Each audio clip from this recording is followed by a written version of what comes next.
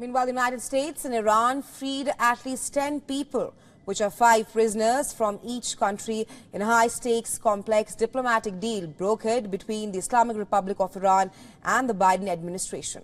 While the U.S. government, in exchange, also unblocked the transfer of $6 billion in frozen Iranian oil funds that were held in South Korea. We hope to see the complete repossession of assets by the Islamic Republic of Iran today, and that it will all be transferred to Iran's account in a friendly country. In the region, the government of Iran should have complete access to it to use according to its needs. Well, the American prisoners include Saimak Namazi, Emad Shargi and Murat Tabaz, who had all been imprisoned to at least 10 years on unsubstantiated charges of spying. While the other 2 Americans involved in the agreement, including one female former UN worker, wish to remain anonymous. But according to the U.S. officials, the flight carrying the Americans from Tehran landed in Doha shortly before 11 a.m. Eastern Time on Monday. And soon after the arrival, the prisoners were transferred to U.S. custody.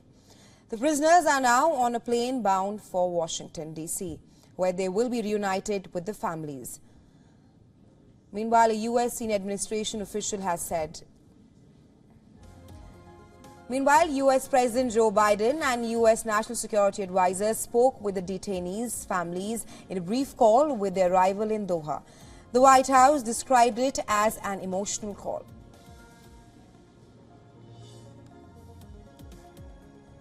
I spoke to them after they landed in Doha.